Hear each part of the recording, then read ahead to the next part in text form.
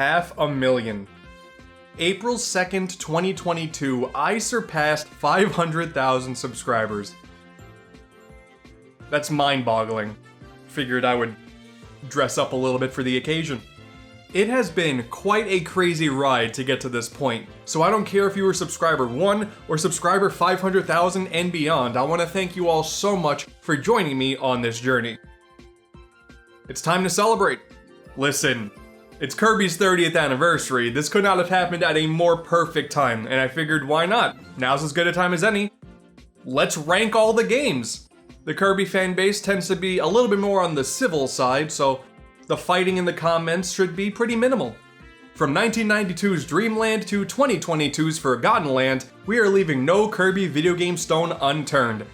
And we have 39 entries to go over. You may think that you know everything this series has to offer, but I'm gonna assume you don't, because we got some bottom of the barrel scraping to get done to make sure this list gets done properly. So without any further ado, 39, Kirby Slide. You see, I told you.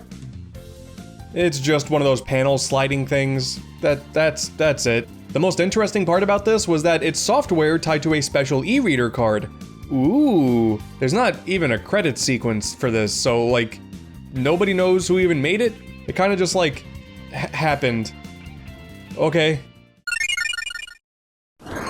38, Kirby's Toy Box. This one is a bit of an anomaly. Released exclusively for the Super Nintendo Satellaview service, Toy Box offered different simple minigames depending on when you connected to the network. Pinball, baseball, pachinko, these games really aren't all that interesting, but it does get some bonus points for just how these games exist. Since this was kind of essentially a streamed game rather than released in retail, many of these games were seemingly lost for years, since you had to find someone with a Satellaview cartridge that hopefully still had the games downloaded on it. Ball Rally was only recently discovered in late 2020. That is really cool.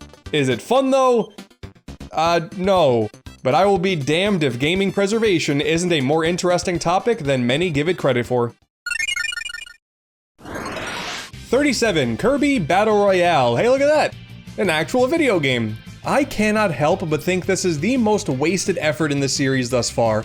When this game released, the Switch had just gotten off of its first killer year. To get this random minigame collection on 3DS that wasn't awful, but didn't necessarily feel like anything special, it ended up just feeling unnecessary at the end of the day. In its own bubble, Battle Royale, it's okay. The games are decent enough for what they provide, though they don't really feel all that creative. The Rise the Ranks themed campaign is also kind of okay, pretty short too. And the best part about the entire thing, they gave the sleep ability a moveset.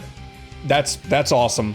But it is clear that multiplayer was meant to be the best way to play this game, and when nobody wanted to play it because they didn't want to play the device it was on, you lose almost all interest. It would be really cool to see this concept revisited on a grander scale one day, but as it stands, it's a big shame.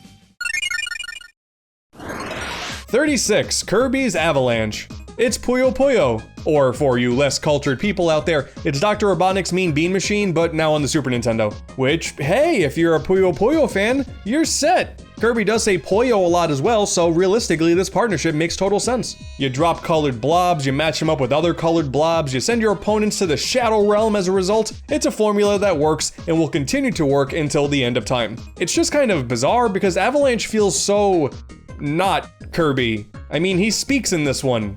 Like, perfect English. Though whether or not the game should be higher on the list as a result of that is entirely subjective. Please don't tread on my roots, it would not be a wise decision. I feel like some apple pie. Oh man, savage. And thus, Angry Kirby was born. Neat footnote in the series timeline, but you'll probably get the most enjoyment out of just watching the cutscenes online. Squishy. 35, Kirby's Blowout Blast, based off of Kirby 3D Rumble from Planet Robobot. Kirby's first ever full-blown 3D game. Kinda. It's pretty neat though. I do think I'm in a bit of a minority for not digging this one all that much, but I can't help it. Rather than coming off as a proper platformer, this more so plays like a series of real-time puzzles, where you have to perfectly time and angle your suckin' and blowin' in order to maximize your score for each stage. No abilities in this one either, just your core moveset. Something the game doubles down on by also acting as a bit of a reimagining of the original Dreamland. The music, aesthetics, you got Lololo and Lalala making a grand return. It's all very reminiscent of that original adventure. And when you beat King Dedede at the end, that's a pretty obvious callback that I loved. As I said before, this is based off of an earlier sub-game, a trend during the 3DS era to take said sub-games and make them more grand for standalone eShop releases. Compared to that original version, we got more boss battles, more enemies, more stages, hard modes for said stages. For what it's worth, they definitely did get a good amount of content out of this formula. I just don't really like it all that much. Realistically, this is when we start to get to the every Kirby is at least a decent conversation. Blowout Blast, fine experiment, but easily one of the weaker side games in my eyes. 34, Kirby's Star Stacker.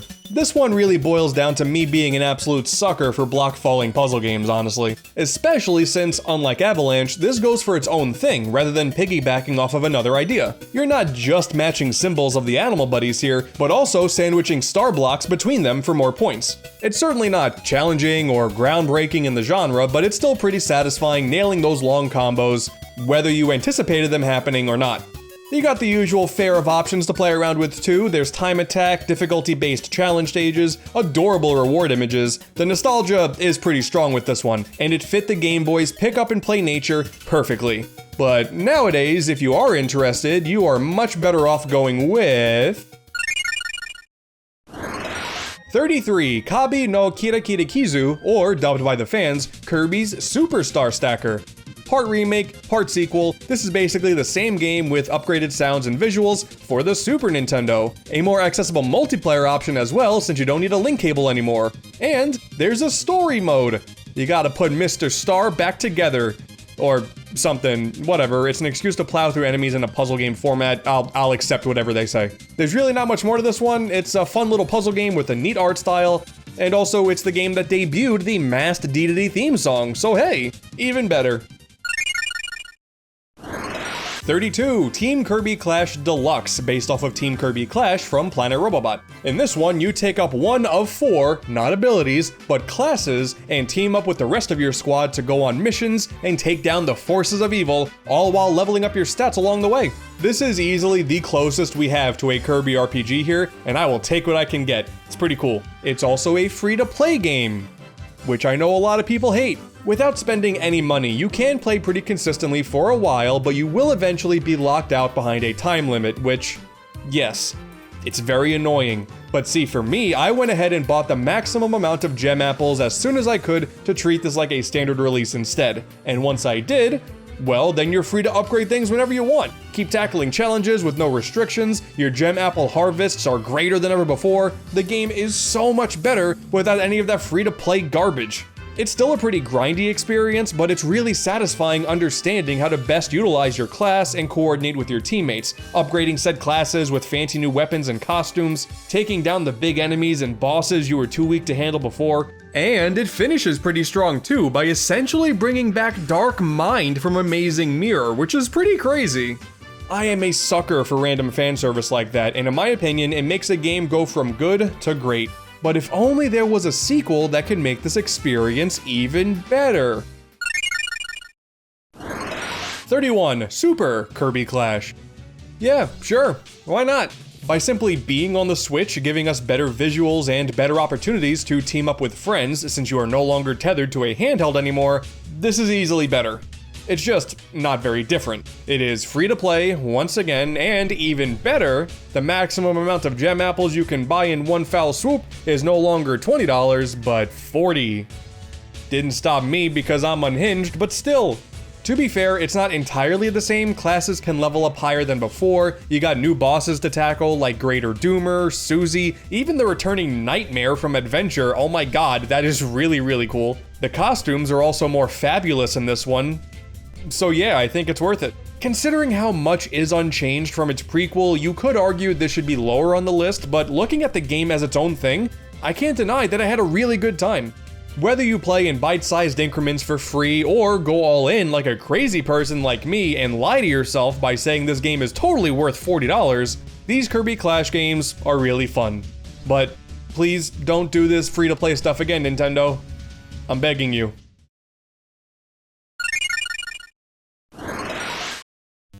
30, Kirby's Dream Land. Back where it all started. As soon as this little dude hit the scene, he created such a strong identity for himself that would really be a great basis that the rest of the series would fall back on. We don't have access to copy abilities just yet, so all you can do is inhale and exhale, but we still have really varied and detailed locations, a very memorable soundtrack, a ton of charm with those level opening cutscenes, and even without the copy abilities, we still have things like the random mic item that would later become an ability, and the mint leaf leading you to a shooter segment, which would become a pretty common trope in future games. The biggest thing holding Dreamland back nowadays is its length. It only takes about 20 minutes to complete. There is the genuinely challenging extra mode, which, hey, given how modern games have arenas and then the true arenas, that's another series staple right there too. Definitely elementary by modern Kirby standards, but by Game Boy standards, this is without a doubt one of the best on the console. 29, Kirby Star Allies, Kirby's first HD adventure. After the adventures on 3DS, there were a lot of high expectations going into his first game on the Switch. And unfortunately, it's pretty lackluster. The core mechanic here is the friends you make along the way. Rather than co-op being an option like it was in the Wii game, taking over the souls of enemies and forcing them to join you is Star Allies' claim to fame. And for whatever reason, interesting level designs and environments really suffered as a result. It's not like anything is necessarily broken here, but this is the most, yep, this is a Kirby game alright, of the bunch. A game that is better when played with others, but at the risk of making the single-player experience noticeably weaker. It's not all dire though, as post-launch DLC, the fan service was dialed up to 11, bringing back a ton of forgotten characters, like Marks, who the game considers a friend, because as we all know, Marks did nothing wrong. This fan service ultimately made guest star mode way more enjoyable than the story mode, and while the story is pretty meh throughout most of said story mode, the lore behind the final boss, Void Termina, oh boy, okay, yeah, that is an entirely different conversation. Maybe another time. It is far too dark and depressing to get into now. Dude, and then Morpho Knight is another thing they threw into guest star mode, and oh my god, that is an entirely different rabbit hole that will take too long to discuss here, but it's so cool. On the lore front, Star Allies is godly.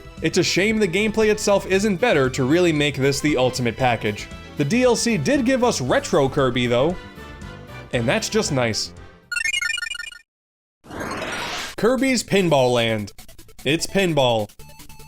Yep. I genuinely love that there was a time where Nintendo took a bunch of their main characters and decided, you know what? Pinball is definitely the best way to utilize them at this very moment. Considering how fresh this franchise still was at the time, with so many of the series staples not even existing yet, Pinball Land still provides a really charming adventure with the little Kirby content there was to work with. We got 3 different tables to play on, covered from top to bottom with recognizable Kirby enemies. We got gimmicks like the chicken eggs, which isn't one of the most annoying things ever, I assure you. Classic boss fights that translate to the pinball style shockingly well, despite the game also misspelling Wispy Wood's name, not sure how that happened. A few fun minigames on top of that, a soundtrack that is better than it has any right to be. This game is incredibly straightforward, but it is very addictive and highly replayable. Certainly better than the abomination they put Mario through when it was his time to become a pinball. 27, Kirby's Dream Course. Now this is definitely more in line with what a Kirby spin-off should be. On top of having pretty fun mini-golf-like mechanics, which makes about as much sense as pinball mechanics do because hey, Kirby can be a ball, why not? There are copy abilities here too, thank goodness. This alone gives Dream Course a whole lot more personality. Since not only are you simply trying to get Kirby to the hole in one piece, sometimes you gotta time a high jump, use Spark to take down a line of enemies, speed past hazards with the wheel. It is really cool stuff. I'm not really all that good with the single player mode. I always miss like one enemy and then get very mad and stop playing. That is why it's not higher on the list if you were wondering. But really, while the single player is fine, the multiplayer is where it's at. You take someone like me who's not good at the game and compete with someone else who's not good at the game, and it is a recipe for a beautiful disaster. At that point, it's not just a race to the hole, you can actively screw over your opponents at any given time, and it's perfect. Easily the game's best feature, and it needs a sequel ASAP. 26, Kirby Fighters Deluxe, based off of Kirby Fighters from Triple Deluxe. Genius idea. Give us a Smash Bros. Styled fighting game, but instead of unique characters, it's a handful of different copy abilities. Perfect. With that context, it's kind of exactly what you would expect. You pick one of a dozen different abilities, go through the single-player arcade mode, or bring a friend along for multiplayer, and just have a good time. There's a good amount of fan service here too. We got stages based on Adventure, Dreamland 3, the factory from Kirby 64, oh my god, yes. But ultimately, it is still a pretty bare-bones experience. You could argue the controls are a bit too simplistic since it really plays like a mainline game, just with constant arena fights, which is fair, but the idea of purely pitting all of your copy abilities against each other is still a pretty novel concept, something that Battle Royale should have really dived a bit more into, but I digress. It's the lack of online multiplayer that really shortened the replay value with this one. With no online community, there's not much of a reason to get better outside of unlocking all the cosmetics. So as it stands, it's a pretty fun and potentially replayable time with clear potential for this to be taken even further. If only there was a sequel. 25, Kirby Fighters 2. Oh yeah, they did it! Story mode, more abilities, one of which is making its first and currently only appearance with Wrestler. Other characters besides Kirby are playable as well, and online multiplayer? Yeah, okay, this is way better. This is simply a much more polished experience that stands on its own way more than the 3DS version. The story mode is what really surprised me. It's not just an arcade mode with some extra text boxes. It's practically a roguelike, giving you a selection of random power-ups to choose from in between stages, making each run unique. And as you progress to later chapters, each run gets longer, therefore your arsenal of items gets way bigger. There is an overload of unlockables too, making it so you're working towards new things at all times. It is kind of repetitive, sure, but since you're constantly unlocking things, I had no problem with it. The online community never really got super populated, but hey, the fact that it's there is really cool, so at least friends can play wherever they are. The game runs at 60 FPS too, so by God, it actually feels better to play than the proper main game Star Allies. Kirby Fighters 2 came out to like no fanfare, which is very upsetting. It's not going to set your world on fire, but it is clear the developers tried to squeeze this idea for as much worth as they could, and it is a really fun game as a result. Also, canonically, thanks to the story mode, Kirby doesn't know how to read, so that's important. 24, Kirby Tilt and Tumble. Now, going against my own word kinda, we have a Kirby spin-off this high on the list that doesn't feature copy abilities. However, its main gimmick is really cool. The cartridge came built in with a gyroscope, meaning way before this feature was considered standard, we have a video game that requires you to tilt the entire Game Boy console in order to get our Pink Puff where he needs to be. And you flick the Game Boy up to jump, that is especially satisfying. The minigames all use this functionality pretty well too. Was always a fan of the ball rolling one, it just felt very natural to tilt the entire Game Boy, watch the Kirby balls go where you want them to. Really good. It's a true shame the GameCube sequel was never released. This is a concept that could easily find a place in a modern setting, considering how ahead of its time the gyroscope functionality was. And taking a look at one of the sub-games in Forgotten Land, it's very clear that idea is not off the table. When it comes to the actual adventure, it's not the most varied in the world, especially in the boss department where you fight this eyeball thing far too many times. So this is a prime example of what you see is what you get. And if you remove the tilting functionality, which is actually possible with a ROM hack now, funnily enough, you will be in for a less exciting experience. So whether you play this on original Game Boy hardware or honestly emulating it on the Wii with a Wii remote, that works perfectly fine as well. It is truly a refreshing and charming take on the typical marble rolling formula. Quite frankly, the best thing to come out of Tilt and Tumble is seeing people speedrunning it by tilting an entire GameCube. Big fan of this visual. 23, Kirby's Block Ball. There may not have been much to work with in this franchise during the Game Boy days, but damn it, Kirby can turn into a ball. Nintendo is going to get as much out of it as humanly possible. This time, we play a pink puffball version of Breakout. The gameplay loop is about as classic as you can get. Bounce the ball back and forth, destroying all of the blocks and enemies in your way, and you move on to the next stage until you're all done. But sometimes you can get Kirby to expand from his ball form to remind you that this is in fact a Kirby game. But nah, actually the real reason why this is so high on the list is we have copy abilities too. You can use Spark to go through multiple blocks without stopping. You have Stone to stop dead in your tracks and shoot downward. Fire does the same thing but going upward instead. This infuses the gameplay with the perfect amount of Kirby charm. Breakout or Pong with the twist is a very underrated gaming genre, honestly. Also, it has like one of the best soundtracks on the entire Game Boy too. World 5 in particular has been stuck in my head for almost this entire 30 years. You could argue with this gameplay style that it is very repetitive, but I was always a big fan, and since it only takes about 2 hours to get through, and you still take out King Dedede at the end, that is enough for me.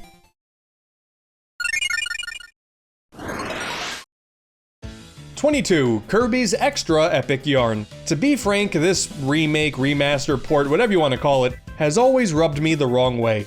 In the grand scheme of things, yes, Epic Yarn is really good, clearly because the original has not shown up on the list yet.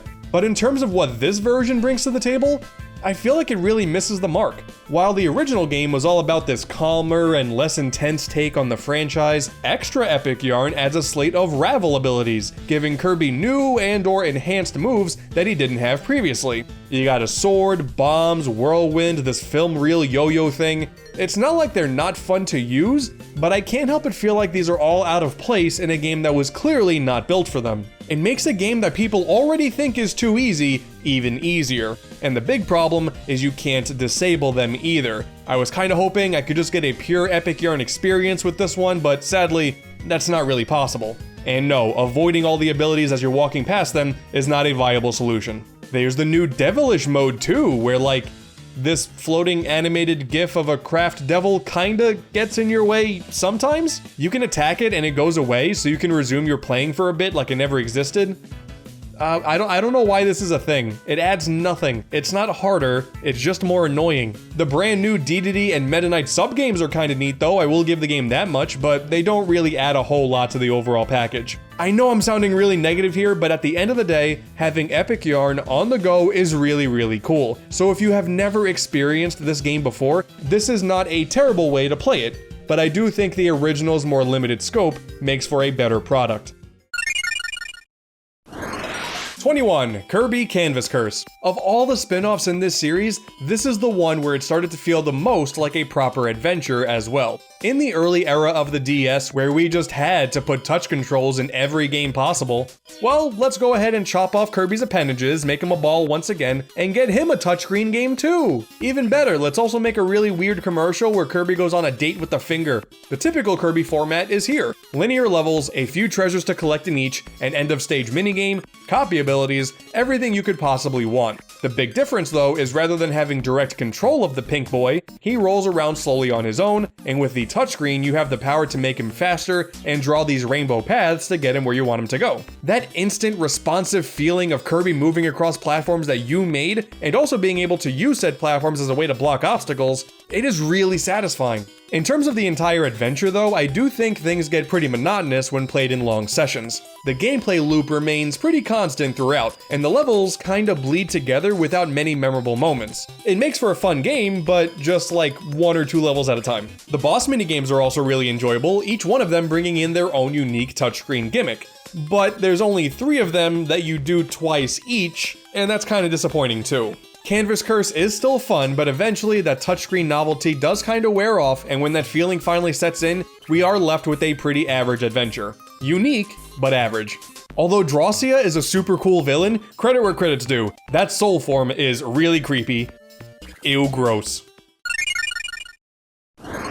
20, Kirby's Dream Collection. At first, I wasn't sure if this was even gonna make it onto the list, since its main selling point is the collection of 6 actual Kirby games, all emulated really well, might I add, aside from the lack of color in Dreamland 2. I will never forgive Nintendo for this. But actually, this collection has this spot on the list because there is a good amount of neat side content added here to make this whole package a worthwhile celebration of Kirby's then 20th anniversary. You got a nice extensive history section filled with box arts, trailers, and fun nuggets of trivia, like how in 1993, Intel released their first Pentium processor. This means Intel is canon in the Kirby universe, by the way. We even have 3 episodes of the Kirby anime right back at ya. And anytime this show gets acknowledged, quite frankly, it's a miracle. And the best part, there is also a pretty lengthy set of brand new challenge stages based off of those from Return to Dreamland, which give you a series of gauntlets tailor-made for specific abilities that you replay over and over again to perfect your scores. And one of those abilities is Smash, which isn't even in Return to Dreamland. This is its second appearance after it debuted in Amazing Mirror, so the fact that it's here,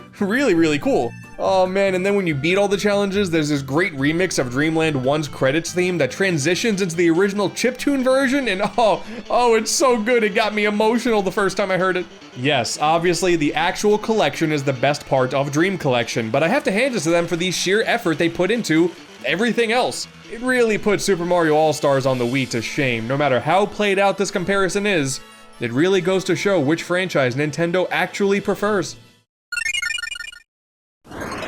19. DDD Drum Dash Deluxe, based off of DDD Drum Dash from Triple Deluxe. A Kirby-themed rhythm game. I can't believe there aren't more of these. When you have a series with as many fantastic soundtracks as this one, this is really a perfect fit. In this first full outing with King Dedede across 7 different songs with 2 difficulties each, up from only 4 in the original Drum Dash, rather than having you simply press buttons in time with the music, you also have to constantly move forward, make sure you land on the drum's centers, grab all the coins, either bounce normal height or super jump to the top screen. It can actually get pretty intense. The fun and replayability in rhythm games typically comes in learning how to perfect the stages and get perfect combos, and that experience in Drum Dash Deluxe is something I don't think you can find elsewhere. The track list could be more varied, it's mostly music from Triple Deluxe, but one of the songs is the city theme from Air Ride, so that's an instant win. Of all the expanded sub-games that eventually got individual eShop releases, this is arguably the least expanded of all of them, but why mess with an already great formula, right?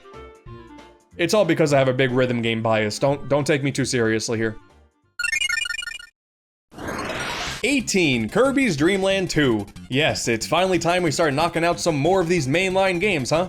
Talk about a big jump in quality between Dreamland 1 and 2, you know? With Adventure releasing in between these two, this means, of course, copy abilities were gonna make their portable debut. And on top of that, Kirby's made some new friends, Rick the hamster, Coo the owl, and Kind the fish. Not only are they really adorable, and not only do they give you great movement options for land, air, and water respectively, but you can also combine them with each of the abilities, opening a whole new world of moves that you cannot get with Kirby alone. Big shoutouts to Kind with Spark, putting the fear of God in the fish's eyes. I like that one. In general, it's a fun little Kirby game. The level designs are solid, the music is top-notch. Thanks to the Super Game Boy, every world provides a different color palette, very pleasing on the eyes. It's just not overly remarkable by today's standards. You could tell the designers really wanted to expand the scope of what these levels can offer, but the Game Boy could realistically only do so much. Certainly more advanced than the first game, but still pretty basic.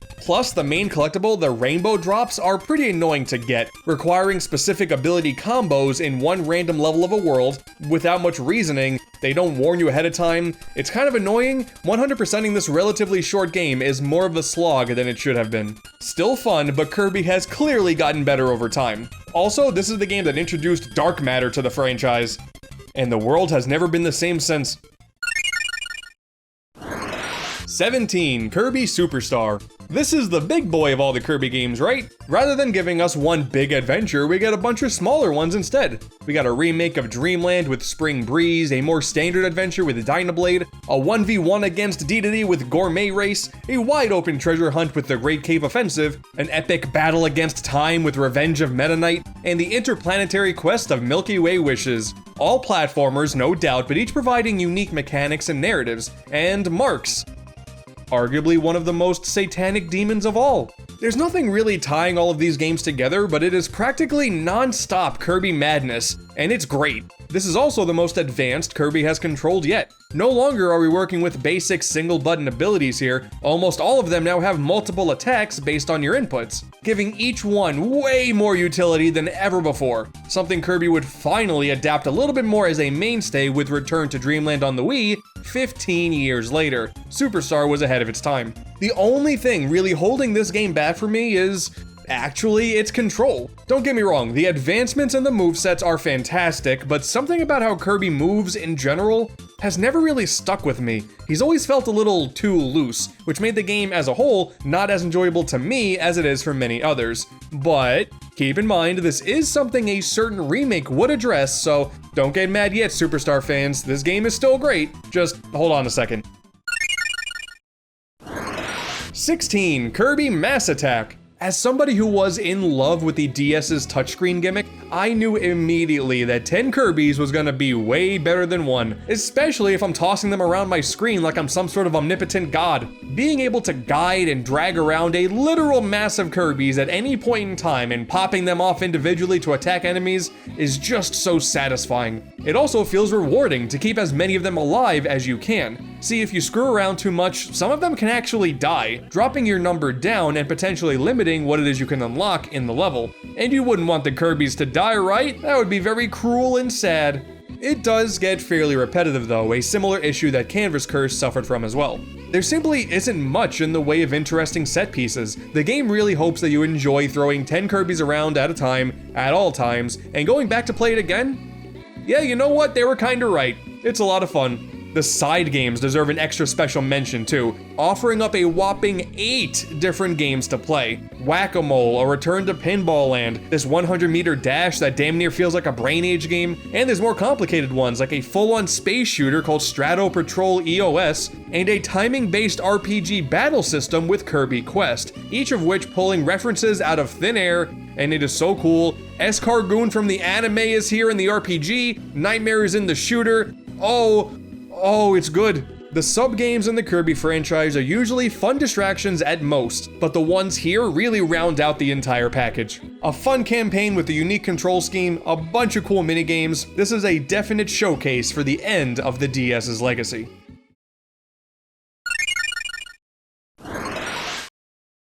"15. Kirby Squeak Squad. In the grand scheme of things, this is definitely one of the alright mainline games in the series, as it doesn't really bring anything new to the table, but taking it at face value, it's an enjoyable Kirby game with a really cool group of antagonists and new abilities that are kinda bad, but I don't know, I'm finding it more interesting to talk about at least. Squeak Squad does exactly what it needs to. We got fun levels to explore, a bunch of collectible treasures to find in every one of them, enjoyable boss fights, including, yes, the fabled Squeak Squad themselves. It is not original in the slightest, but it's still fun. The worst part though is the stuff that they did implement to try to spice things up kinda fell flat. The rewards aren't all that worthwhile, most of the new abilities are kind of okay, like I really like Animal and Magic, but then you have Metal, objectively a terrible new ability. The final boss, Dark Nebula, is really lame compared to the typical series main baddies. And having Kirby's stomach on the touchscreen where you can just mess with his insides whenever you want to combine items and whatnot is just... It's just kind of weird, alright? I get it, like a few of the games we discussed before, we're on the DS now, we gotta use the second screen somehow, but filling Kirby's belly with combinable bubbles, that was the best you can come up with? At best, it is item storage to make the game even easier, and at worst, like I said, it's just weird. When looking at what this game tried to do to be different, there's a lot not great about it, but thankfully the traditional Kirby gameplay is as fun as it always is, and those nagging little issues don't detract from things too much. Plus, the Squeak Squad is very cool, so that's nice. As a standard Kirby game, it's fine, and you know what? That's fine. 14. Kirby Air Ride. Now this is a game where its reputation precedes itself. When people think about Kirby Air Ride, they typically only think about one thing, City Trial. And this mode, oh baby, this mode. You and 3 other Kirbys get dropped in the middle of a big old city filled to the brim with a ton of interesting landmarks, and you are tasked with simply gathering a bunch of stat items in order to help you out for the randomly selected challenge at the very end. And the amount of absurdity that can take place in the short 5 minutes you have, oh man, boss fights, meteors, bouncing items, everybody suddenly moving at Mach speeds. Maybe you'll find a new star to ride on to replace your basic one. Maybe you'll run into other players and you can sabotage them before they get to sabotage you. Maybe you'll find the 3 pieces of a legendary machine to tip the odds in your favor. And maybe none of it will matter because you'll spend the whole game upping your power to then just have a speed challenge when all is said and done, and then you'll fail. You never know with City Trial, it's great. This is, without a doubt, one of the most enjoyable multiplayer experiences you can get. Not exclusively on the GameCube, not exclusive to Nintendo, but like, ever. Super Smash Bros. Would attempt this format with Smash Run on 3DS, but man, City Trial is still better. With all that being said though, Air Ride does offer more than that. We have traditional racing as well, in the form of both behind the back style and top down, both of which are incredibly simplistic, almost to a fault. You only ever use one button to brake and use your abilities. Kirby even accelerates by himself. There's also a ton of achievements to work towards for all three modes, so replay value is definitely there. But while City Trial clearly shines, the other two modes, I mean, they're not bad, but if they were the only options in this game, I feel like people would not be talking about Air Ride as fondly as they do. I was considering putting this higher up on the list just because of how good City Trial is, but realistically, the actual racing being pretty standard drops this down a few points. Give us City Trial Battle Royale, Nintendo, I'm begging you! 13. Kirby's Dream Land 3. This game always got kind of a bad rap by not being as advanced and technical as Superstar, despite releasing after it, but to me, I always really liked how this game did stick to the more traditional style and expanded on the ideas that specifically came from Dreamland 2.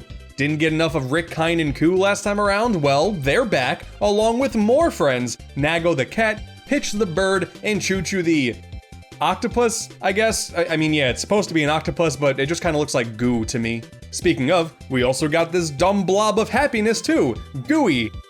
Love him to death. There's only one new ability now with cleaning, but with 6 animal friends, there are more combinations than ever before. When compared to Superstar, Dreamland 3 is certainly a lot slower in its pacing, and abilities are back to having basically only one move each, and I'm not saying that that part is better, but in the context of this more simplistic game design, it's not really something I missed with this adventure. The art style is something special too, almost looking like everything is drawn with crayon, and then you got these crazy transparency effects all over the place, which, hey, for the Super Nintendo, it looks really damn good. The one main nagging complaint I have with this one is every stage essentially offers a unique puzzle to obtain the main collectible, Heart Stars. Real creative there. And admittedly, this can be kind of annoying. It doesn't take long for them to start feeling fairly obscure in what you're supposed to do, and will basically require revisiting stages in order to simply know what to do. Bring specific animals to their partners, destroy the flowers, protect all the flowers, bring Choo Choo to this one random spring thing and tickle him. Yeah, this part's not that good. But hey, one of them is Samus, so that's pretty rad. I take the good with the bad here. Also, as a direct follow-up to Dreamland 2, we get a continuation of dark matter in the form of a giant bleeding eyeball. Neat. 12. Kirby and the Rainbow Curse. Yes, a full-blown sequel to Canvas Curse. People thought it was never gonna happen. It was definitely one of the biggest shockers of the Wii U's lineup. It makes total sense though, since the selling point of that console was the gamepad. It's a perfect place to revisit that idea, along with being a massive graphical showcase with this gorgeous claymation art style. This is honestly one of the greatest art designs Nintendo's ever worked with. Just a constant pleasure. In comparison to the previous adventure, Rainbow Curse lacks copy abilities, minigames of any sort. It moves at a bit of a slower pace. On paper, all downsides, but I think it made for a much more concentrated and refined experience. Each level now brings in unique set pieces with level hazards, enemies, and fantastic music that make each of them stand out. And while we don't have copy abilities here, there are these occasional vehicle segments that change up how you use the touchscreen. And while the boss minigames are nowhere to be found, we have actual boss battles now. And thanks to the extra screen real estate provided here, there is plenty of room to move around and make said fights work. You do repeat the boss battles, which is pretty upsetting, but considering Canvas Curse kinda did the same thing, I guess that's being faithful to the series' roots. Glacia is also a pretty cool antagonist, due to the final boss against her soul giving us one of the best final boss music tracks in the franchise. The fight itself absolutely sucks, but man, the tune slaps. Overall, this is a fantastic and inventive adventure, but if anything, the big downside is since the game is so gamepad focused, it's hard to really enjoy the visuals on a big screen while you're playing it. Not a huge deal, but an even bigger downside, it seems like this will be one of the few games locked to the Wii U, at least for a good while, so many people won't even get the chance to play it. Fingers crossed that changes in the future, because this game definitely deserves a second chance. 11. Kirby and the Amazing Mirror. It is wild to me that this idea has yet to be tackled again. All the way back on the GBA, we essentially got an open world Kirby game. Gone is the typical level-by-level format. We now have a large interconnected world with doors littered all over the place that change your trajectory. At first, things are pretty linear, but before long you have so much freedom to tackle levels and bosses in any order you want, in order to repair the titled Amazing Mirror, and collect a ton of treasure along the way. It sort of feels like a mashup between a traditional Kirby game and Superstar's Great Cave Offensive. And you're not alone on this journey either, there are 3 other Kirbys exploring with you. In single player, they don't really accomplish anything, but you can see that they're constantly moving around the map, which is neat. It's like they have one brain cell bouncing between all 3 of them. But the real star power comes from being able to link up with other real-life people and all go your separate ways to tackle your own objectives while all going for the same goal. Unlike Star Allies, this is a game that has multiplayer as the intended way of going through it, but the single player is not compromised in the slightest. If anything, it's funnier, because man, the other Kirbys are dumb. In terms of its level designs and gimmicks, it's not like there's anything unheard of here, but its open world setup keeps the game moving at a really fast rate. And also, Master Hand shows up.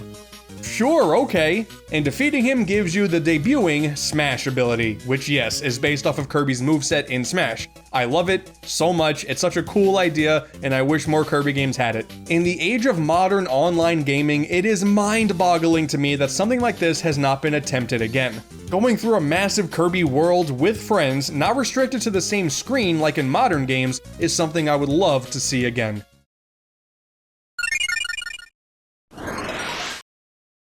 10. Kirby's Return to Dreamland, the first mainline console Kirby game in over 10 years after the Crystal Shards. This was such a big deal for me when this game first released. Obviously, Kirby games never stopped releasing, especially on handhelds, but the world was definitely lacking a super polished and modern take on the traditional Kirby formula, and that's exactly what we got here. Essentially, the format is as traditional as you can get with Kirby, but the new additions come in the form of bringing in multifunctional abilities from Superstar, a long-needed change that makes each and every ability way more enjoyable to use than ever before, as well as the brand new super abilities, where the music gets all intense and you go Ultra Instinct on basically anything that stands in your path.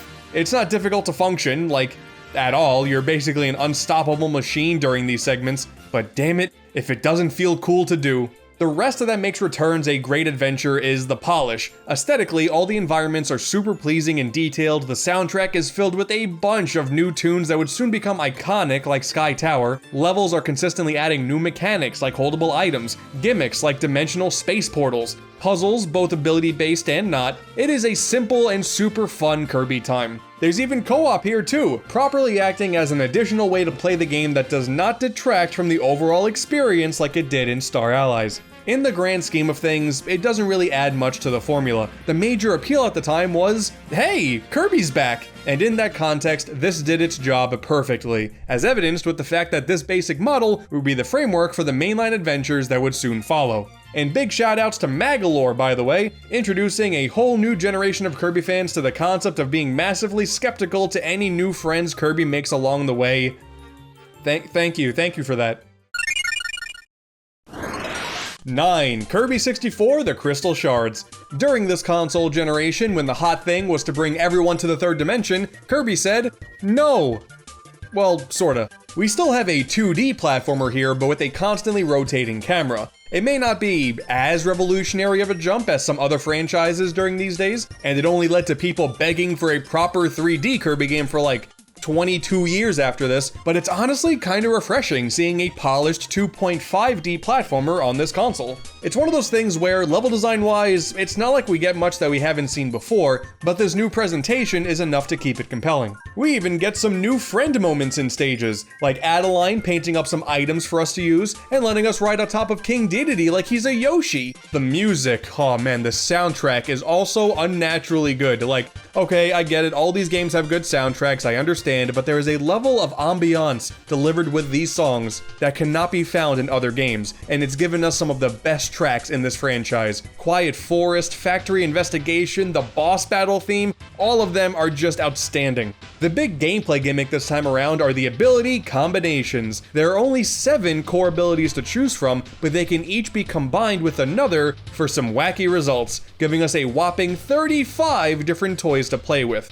We got absolute bangers like the flame sword for fire and cutter, and the refrigerator with ice and spark. Gotta love Kirby Fridge. Who doesn't love Kirby Fridge? And then we got some duds like a burning ice cube. Alright, listen, this is still a cool idea. When it comes down to the players simply playing around and experimenting to see what you can get and running with it, it's awesome. When the game expects a specific combo from you so you can break an oddly colored rock and get one of the collectible shards, well, that's where it gets kind of annoying. The game acts as a direct follow-up to Dreamland 3, and that sort of obscurity with the heart stars can be found here with the crystal shards. It can be a bit annoying, but it is not enough to detract from the fact that this is also the adventure that puts you on a post-apocalyptic frozen over Earth and ends off with a fight against a dark matter evil angel in 02.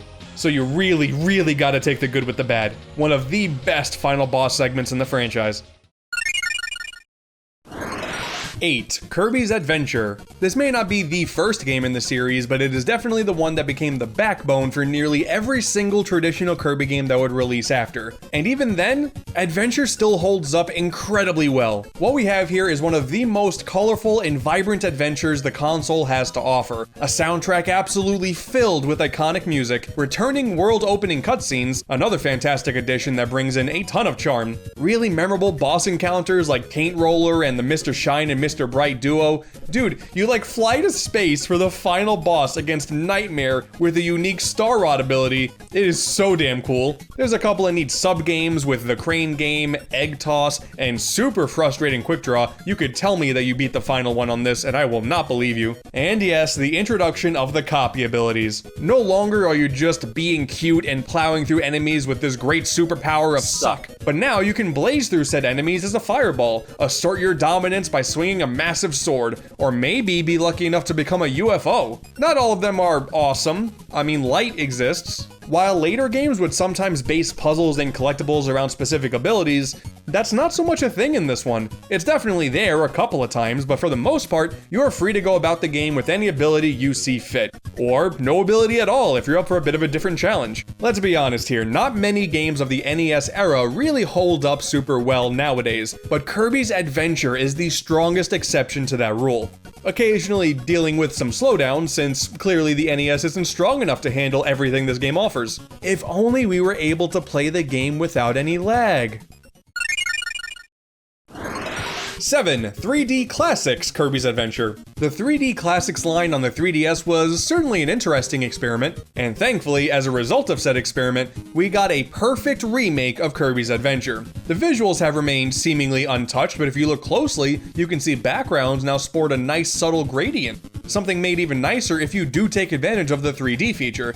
But also, and most importantly, all of the slowdown has been completely removed. If you are used to the original console version, it is sometimes a bit unsettling seeing just how smooth this version runs. It's the same game, but made better, and I wish Nintendo did this for more of their classics. It's unfortunate that this was only ever released on a handheld, but hey, hopefully in the future, they can do something like this again. But yes, also speaking of remakes, 6. Kirby Nightmare in Dreamland. It's been a constant debate as to whether or not the original adventure or this remake is superior, and clearly I fall into the remake camp. It's generally the same game with cleaner, more detailed sprite work with mostly untouched game mechanics, and that is more than fine for me. The big additions the remake brings are its new sub-games, Bomb Rally, Air Grind, and a modified Quick Draw with Samurai Kirby. Still impossible on the final character, but hey, it's neat. As well as the additional full mode, Meta Nightmare, where you go through the entire game as the masked sword-slashing cool guy, Meta Knight. I mean, obviously this edition is really awesome because they would revisit it multiple times in the future. Playing as Meta Knight is something I want in every single Kirby game. Even the original Dreamland where he didn't exist, it would still be really cool. Quite frankly, at the end of the day, I don't care which version of Adventure you play, NES, 3DS, or GBA. This game is great and deserves to be played. Catch me on a different day and I'll probably prefer the other version of the game. But as it stands, yes, Nightmare in Dreamland is superior. 5. Kirby Triple Deluxe. You would maybe think that taking the Return to Dreamland formula and shrinking it down to a handheld would result in a weaker game, but nope! It turns out that was the exact change that was needed to make one of the most consistently fun platformers in Nintendo's handheld history. By this point in the series timeline, there was zero messing around with this formula. The usual platforming, copy abilities, big bosses, collectible hunting, it's all there. But thanks to the 3D effect, we now have frequent layer swapping with the platforming. Oh, that's really cool, we gotta wow people with the 3D. And there's the new Hypernova move, where you thought you were used to Kirby's ability to suck in the past, but now you get the power of Super Suck. It works in a similar fashion to the super abilities of Return, where you become an invincible monster for a while, but this is far more satisfying. There's no longer a time limit like there was for the super abilities. You can go about sucking without a care in the world, for as long as you want. And it's used for more thoughtful puzzles, like pulling back a wrecking ball to break away a giant structure, or putting together a happy little snowman couple. As for the whole multiple layers thing, it's not just for jumping back and forth between them, there are often mechanics attached to paying attention to what's going on in both layers at the same time. And then for the level themes, we get more out-of-the-box ideas here too. There's a bright and colorful circus, canyons with giant Waddle Dee trains coming right towards your face, haunted houses with sweet mirror-based platforming. This is a level of originality that is highly appreciated. It's almost better that we have less screen space to work with now. They had to jam-pack all of these ideas into much smaller spaces, and they absolutely succeeded. And then we have DD Detour, where you go through most of the game as the Penguin King himself. There's Fighters Deluxe and Drum Dash showing up as sub-games before getting expanded later on. Plus, when we start talking about Tyranza, Queen Sectonia, and the really depressing lore that goes into them, oh man. This whole Kirby fighting crazy final bosses thing has been around for a while, but this is where things start to get pretty deep, and I will always appreciate Triple Deluxe for that. And by the way, the whole Triple Deluxe name, it's Triple Deluxe 3D. Nintendo's filled with a bunch of gamers, you can tell.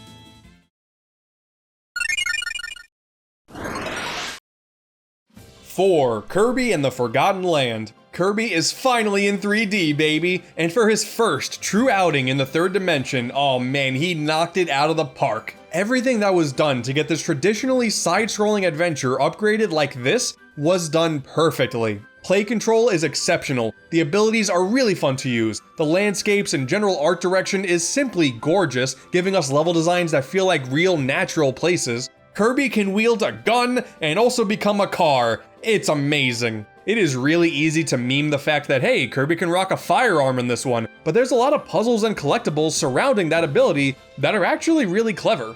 Mouthful mode is also such an amazing addition. Being able to take on these really large vehicles or items and tackle the obstacles put in front of you is so much fun. At first, at face value, it may seem like it is the same Kirby you know and love, just now in 3D, and while that's not entirely untrue, it is clear that this game was done with so much polish to expand everything you would normally think of when it comes to this franchise. The stages all now have a handful of challenges to keep things consistently engaging for collectors. Trying to go for the best times in the treasure challenge rooms offer a great challenge for every ability and mouthful mode transformation in the game. The boss fights are some of the best in the series, partially thanks to now being able to upgrade every single ability in the game, not only making them more powerful, but also changing up some of their properties. And when you want to take a moment to step back and relax, Waddle Dee Town offers really fun minigames like running an item shop, fishing, and even a spiritual successor to Tilt and Tumble. I was definitely a little bit skeptical initially, thinking the first jump to 3D was going to show some growing pains.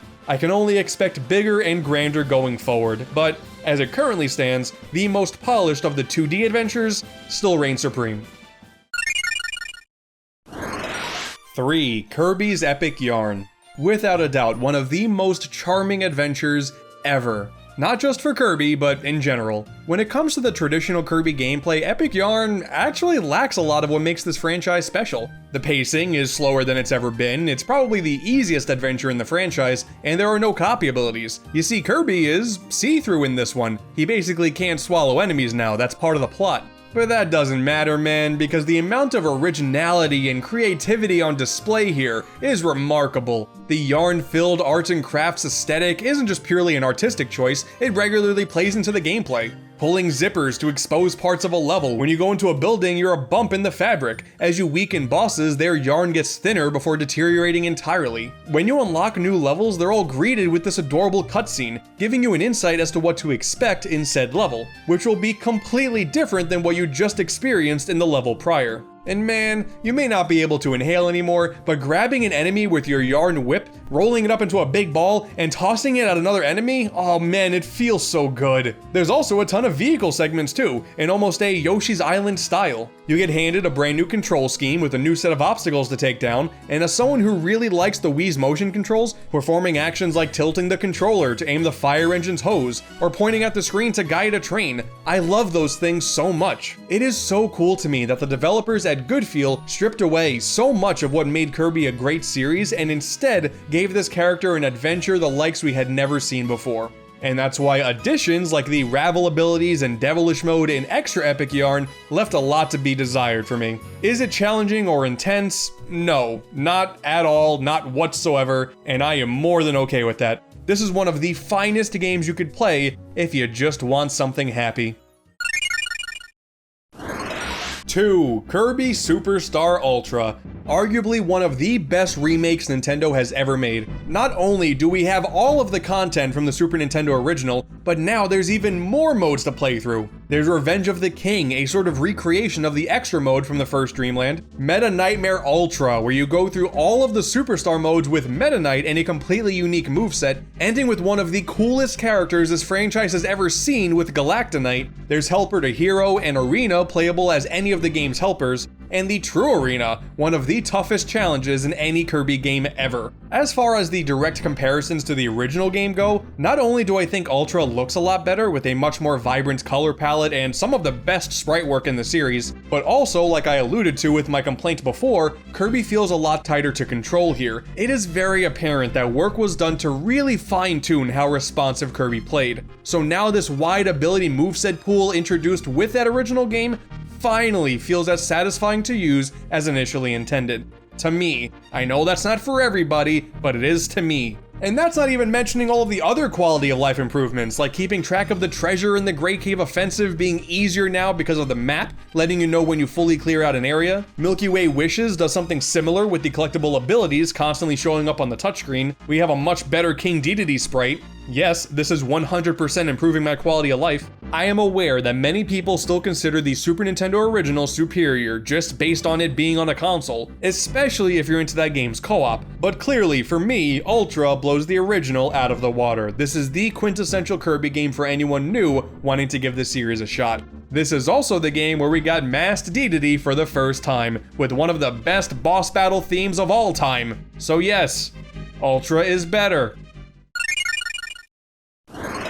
And finally, 1. Kirby Planet Robobot. There is so much to say about how amazing this game is. Let's take the already incredible refined formula from Triple Deluxe, make every single level themed around industrial objects and technology, put us in locations like cities, trains, deserts with kitchen appliances in the background, all areas that Kirby never even thought to visit before. Make a soundtrack filled with so many beeps and boops, it sounds like they sampled a malfunctioning floppy disk drive at times, and it still sounds amazing. Remixing a bunch of old classics in the process, like Dark Castle from Dreamland 2, and Factory Investigation from 64. The game does this cool thing where the story doesn't really start showing up until about halfway through, where we get one of the best side characters in the series, Susie, and oh my god, the story behind her and the Haltman Works Company, oh my god, it's one of the most depressing things I've ever read in my life. And oh yeah, a giant robot that you can take control of on a regular basis that, like the animal buddies of Dreamland's past, can be combined with a bunch of copy abilities, opening up possibilities where you are overpowered, like the gimmicks of the previous 2 games, but not invincible, so you still gotta be careful, making for a way better balance. We have one of the most wild final boss segments I have ever seen in my entire life. Even thinking about it now gets me very excited. We got Meta Nightmare returns, and you know, no disrespect to the King and DDD tour of before, but a playable Meta Knight is so much cooler. and within said mode we are treated to fights with the returning Dark Matter and Galactonite at the end. Oh my god, it's so cool! And this is all on top of simply bettering the things that Triple Deluxe did so well, like the perspective-based level design and puzzles. This is one of those games where the more I think about it and the more I replay it, I think it's the perfect Kirby game. I didn't think we would achieve it in a gameplay style where you play as a robot for like most of the adventure, but damn it, it's so good I can't complain. I can't even be mad about the amiibo support. Using random figures to get random abilities sounds whatever, but you actually get abilities based on the characters that you use. Dr. Mario gives you Doctor, Ness gives you ESP. That is so cool. Sometimes I do lean towards adventure when it comes to strictly my favorite game in the series, purely due to nostalgia, but it is hard to deny all of the awesome things Planet Robobot does. Easily the best game Kirby has ever been a part of, and I can only hope a future adventure, whether 3D or 2D, even comes close to this level of quality. Phew, okay, that's my list. One of the beautiful things about Kirby, well, aside from the character himself, is that when these games are at their worst, they're still pretty good. So that means everybody's list is gonna be different, and your favorites are gonna rank differently than mine. And that's really cool. But yes, with that done, I want to thank everybody once again for 500,000 subscribers. That is quite a big milestone, and the fact that it happened on Kirby's 30th anniversary, right after his big 3D debut, I mean, come on. You can't write a better love story than that. Alright, can we get some green screen confetti happening right now? Perfect, there we go, now it's a celebration. I guess what, the next big milestone is 1 million, right? That makes sense to me. I have no idea how long that's gonna take, but for those of you out there who have joined me for this ride, hope you continue to join me for that one. Because that hike up to 7 digits, it's probably gonna be even crazier than what we've already been through, so should be fun. But until then, take it easy, play some Kirby games, tell people who say Kirby is too easy to just learn how to get chill, and until the next video, you all have yourselves a good one. Bye-bye.